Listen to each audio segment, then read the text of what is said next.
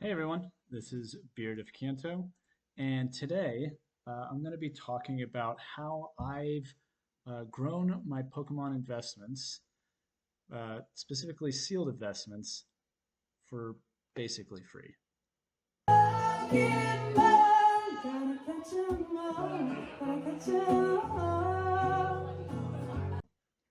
All right, so yeah, I think for free, maybe there was a little bit of clickbait there.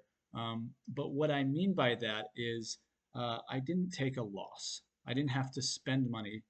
Well, I did have to spend money, but I didn't have to lose money in order to grow my Pokemon investments. Um, so first, I want to show you how I did that. And how I did that was by buying a very large collection of sealed Pokemon. Uh, and the idea was, you buy it for a low percentage of the market price, and then I sold it for, you're not going to get 100%, but I was trying to sell it for, 85, almost 90% for most of the items that I tried to sell. Uh, and eventually my the thought was I would make my money back, and then eventually start to gain a profit. And then on top of that, there were certain items that I chose out of this collection that I bought to keep for myself and keep in my sealed collection for long term. And that's exactly what I did. So I want to just go over that with you guys so that you guys can kind of see what that looks like, what sort of collection I bought, maybe what you can look for.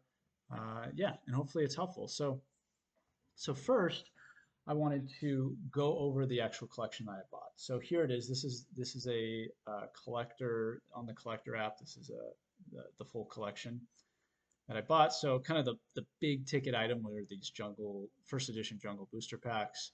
I will show you the total price at the top here of what it's worth now, but I didn't want to show that yet because that's not what it was worth when I bought it. It's actually gone up. So we're going to look at all of that. But yeah, big ticket items were the first edition jungle booster packs. We had um, a set of 4 of Pokemon Center ETBs for 151, a couple of Chilling Rain booster boxes. We had some premium collections, uh, more Pokemon Center ETBs.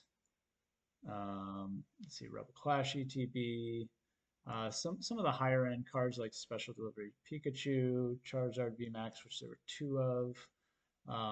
Lot 7 Champions Path ETBs, another set of 4. So yeah, there were quite a few ETBs there were like 7 of them, or here's 5 of the celebration ones, which ran about $90.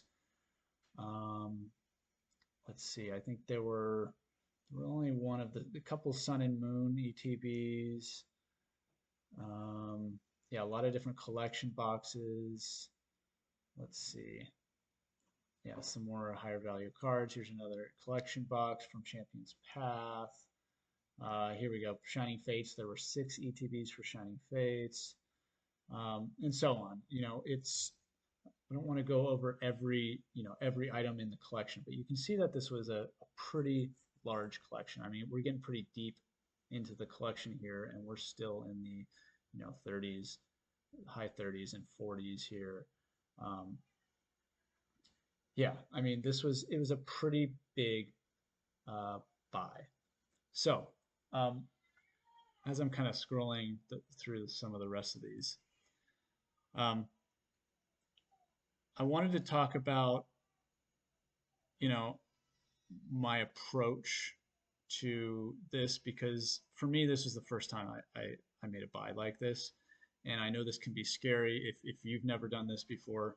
This may be scary to buy a collection this large because there's a risk, right? Like, what if you can't sell it all? What if it's hard to move?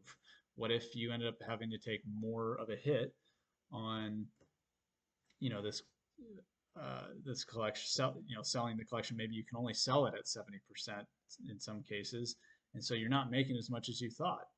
It's a lot of work to sell all of this stuff.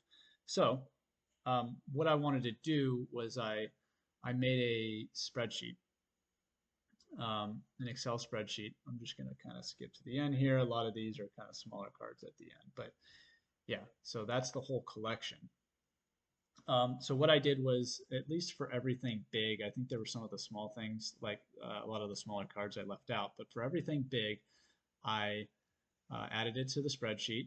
I gave it the value that it was worth at the time that I bought it and the quantity that I had.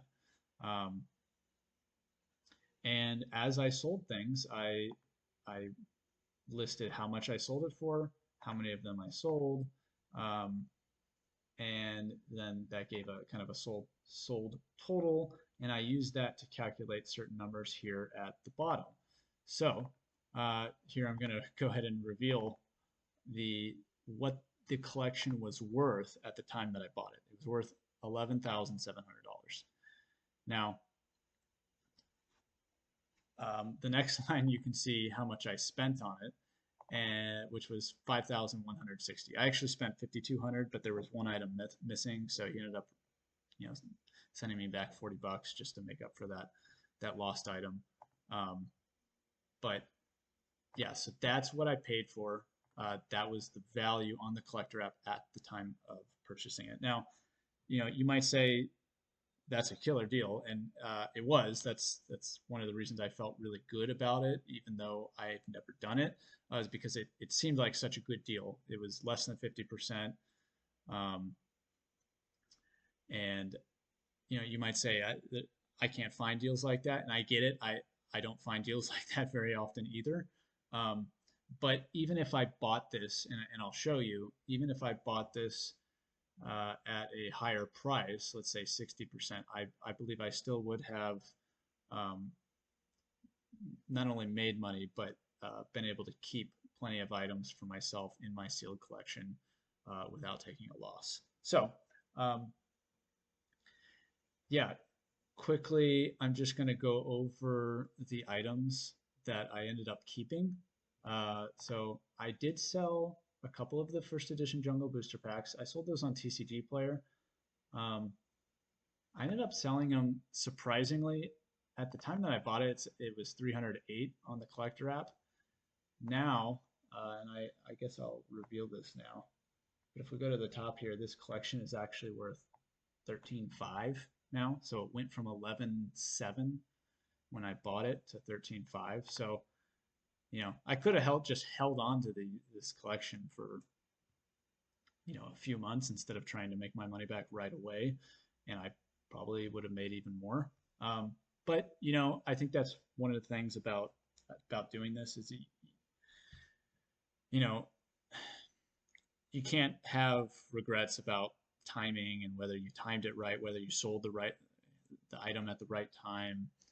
Um, I think you got to just do what you can in the moment. If your goal is to make the money back, then you know do that first, which is what I focused on, making sure I earned the 5,200 that I spent on this back as soon as I could.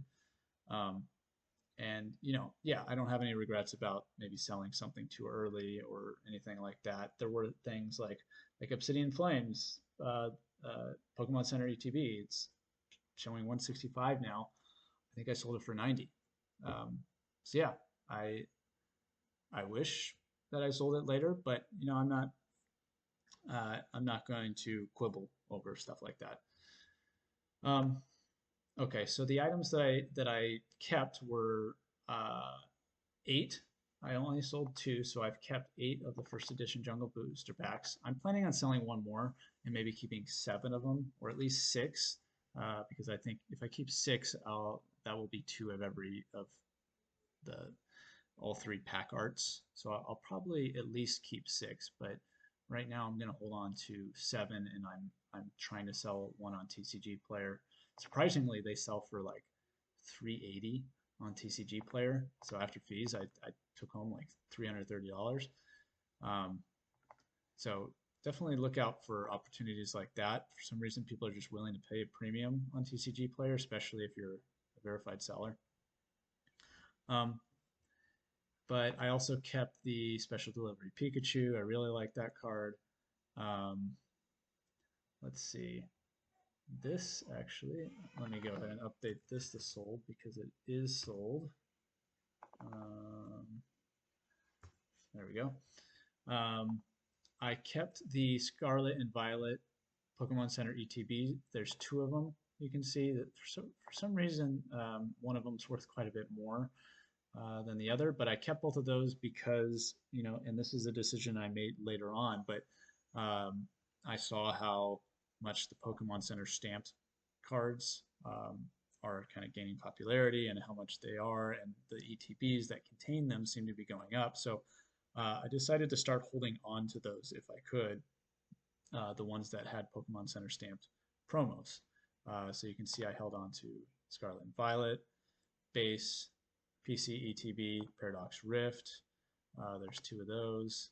So I held on to those. Yeah, Charizard and Breakson GX. Full art card I held on to. There were a couple of other just cards, singles that I held on to. Special Delivery Pikachu. There's a Secret Rare Pikachu I held on to. I'm still trying to sell a few items you can see here. Those are the ones in yellow. Yeah, there's a few of these that haven't sold. So I haven't sold everything. Oh yeah, I kept these. I thought those were really cool. The illustration contest um, promos. They're like sealed in the plastic still, so I really liked that. There were some McDonald's booster packs I think I'm still trying to sell. But anyway, um, looking at the numbers, uh, I I was able to sell, you know, we're not going to go through every single item here, but I was able to sell most of these items over Facebook Marketplace or OfferUp and a few on TCG Player. A lot of the smaller ones, I don't like shipping big items, so like ETBs, booster boxes. I don't really like having to ship those, but I'll ship the smaller stuff, right? Like the singles and some of the blisters and single packs, stuff like that. I listed on TCG Player. Uh, but the rest, I pretty much just sold through Facebook Marketplace locally, and I was able to get, you know, 85 to 90% of market price for those items. Yes, you do have to meet up with people, and that can be time consuming. Um, but I think when you're getting like 90% on it, you save a little bit on fees. You don't have to ship stuff out. Um, yeah, I thought it worked out really well, and I was willing to do that. A lot of people come to you if you're selling. They'll come to you, and I just had a local place that I would meet people at, and it worked out really well. Um, so I spent 51.60. So far, I have recovered uh, about 7.2K. And again, that's with keeping quite a few items uh, that I'm just going to keep in my collection. Uh, and so far, not only did I grow my collection, but I have a profit of over $2,000. Yeah, so that's kind of how this collection went.